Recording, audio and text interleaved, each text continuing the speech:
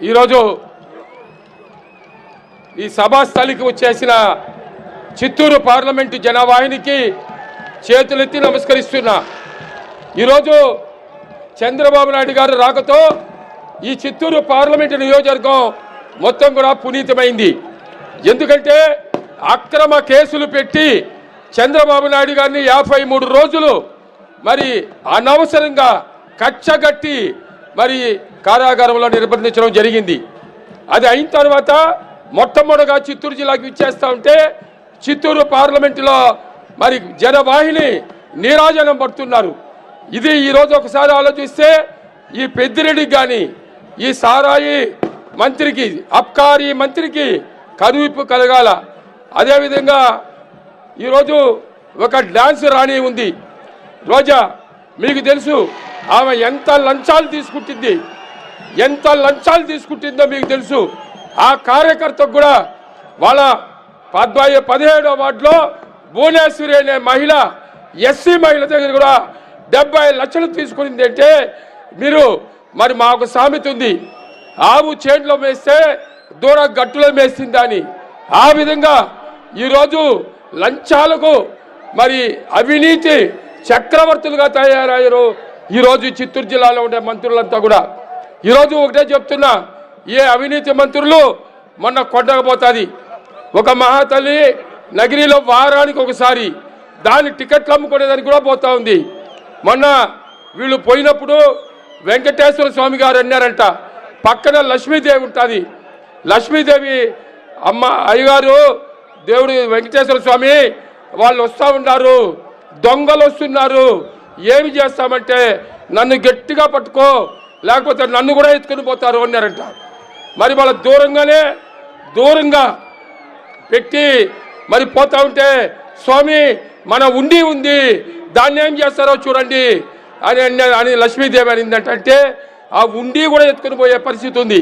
ఆ విధంగా మీరు ఇంట్లోకి వచ్చేటప్పుడు ఎవరైనా సరే వైఎస్ఆర్లు వస్తే తలుపులు బీగేసేయండి, చిన్న ద్వారం తీసి ఎవరు అడగండి. ఆ దొంగలు వస్తే ఇంట్లోకి అలౌ చేస్తే మీ నగలు ఎత్తుకెళ్ళిపోతారు, మీ ఇంట్లో ఉంటే టీవీలు ఎత్తుకెళ్ళిపోతారు, ఏమైనా కూడా ఎత్తుకొని పోయేదానికి సిద్ధస్తులుగా ఉన్నారు. ఆ విధంగా ఈరోజు ఈ దొంగల ప్రభుత్వం ఈ చిత్తూరు జిల్లాలో ఉంది. తప్పకుండా దీన్ని నిలవరించాలంటే రాబోయే ఎన్నికల్లో ఉత్సాహవంతులు ఉన్నారు.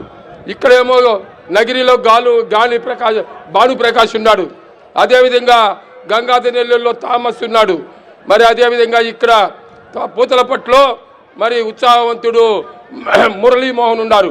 వీళ్ళందరినీ గెలిపించారంటే అమర్నాథ్ రెడ్డి గారు, చంద్రబాబు నాయుడు గారు, పులివర్తి నాని గారు, వీళ్ళందరినీ గెలిపిస్తే తప్పకుండా మనకు మంచి భవిష్యత్తు ఉంటుంది. అంతేకాకుండా చిత్తూరులో కూడా తొందరగా నియోజకవర్గంలో క్యాండిడేట్ అభ్యర్థిని ఫైనలైజ్ చేస్తారు. అంతవరకు 5 మంది ఉన్నారు, వాళ్ళందరినీ కూడా తీసుకొని పోతున్నాం, ఇంటింటికి తిరుగుతున్నాం, బ్రహ్మాండంగా రెస్పాన్స్ వస్తూ ఉంది. తప్పకుండా కూడా మేమందరం కూడా ఈ చిత్తూరు తెలుగుదేశం పార్టీలో కీలకంగా అందరినీ సమాయత్తం చేసి చిత్తూరు నియోజకవర్గం కూడా సుమారు 25,000 ఓట్లు మెజార్టీతో గెలిపిస్తామని కూడా ఈ సందర్భంగా కూడా తెలియజేస్తూ మరొక్కసారి మీకు అందరికీ కూడా ధన్యవాదాలు తెలియజేస్తూ మీరు కూడా మీ నియోజకవర్గంలో అందరినీ కూడా అత్యధిక మెజార్టీతో గెలిపించాలని మరొక్కసారి కోరుకుంటూ ఈ అవకాశం ఇచ్చిన మీకు అందరికీ ధన్యవాదాలు తెలియజేస్తూ విరమించుకుంటున్నా. జై హింద్, తెలుగుదేశం చంద్రబాబు నాయుడు గారి నాయకత్వం,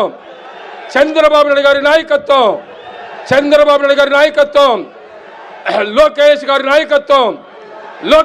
నాయకత్వం, పవన్ కళ్యాణ్ గారి నాయకత్వం, మన గుర్తు. Thank you. దొరబాబన్న గారికి ధన్యవాదాలు. దయచేసి చాలాసేపటి నుంచి చెబుతున్నా